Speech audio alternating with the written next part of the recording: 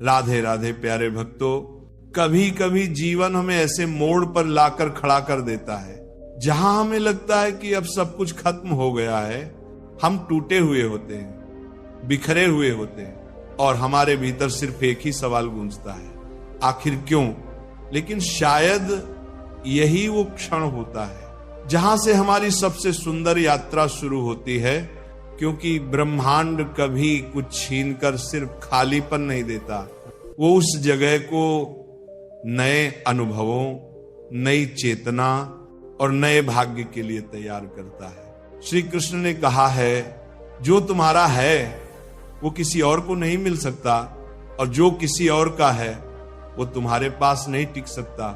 तो फिर क्यों डरना, क्यों घबराना, क्यों हार मान लेना?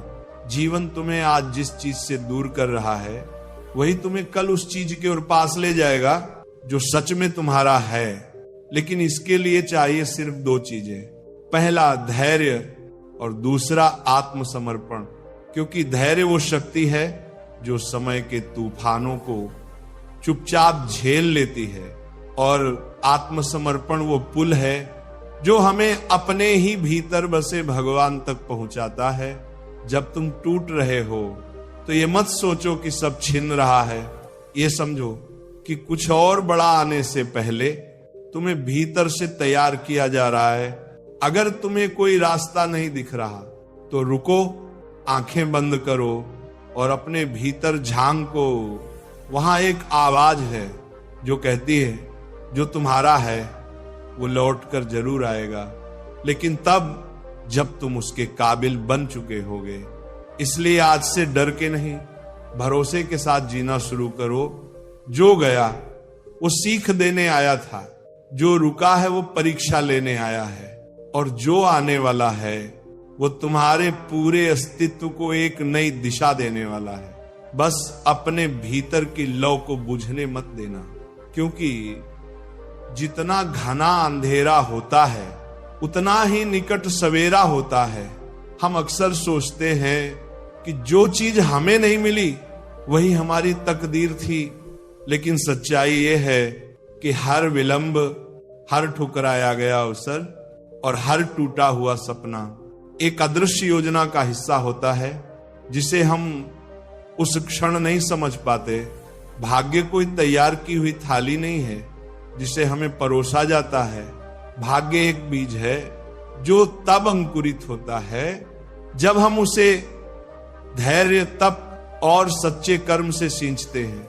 दुनिया कहेगी कि सफलता जल्दी चाहिए, फल तुरंत मिलने चाहिए, लेकिन आत्मा का नियम अलग है।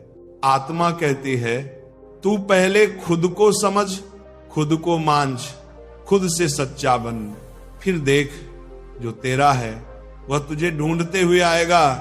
और यही वो स्थान है जहां आत्मसमर्पण जन्म लेता है।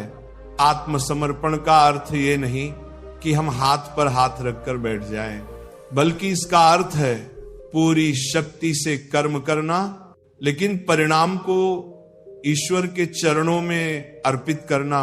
जब हम ऐसा करते हैं तब जीवन से डर मिटता है और प्रेम जन्म लेता है। प्रेम अपने लक्ष्य से, अपने पथ से और उस शक्ति से जो हमारे हर पल को आकार दे रही है।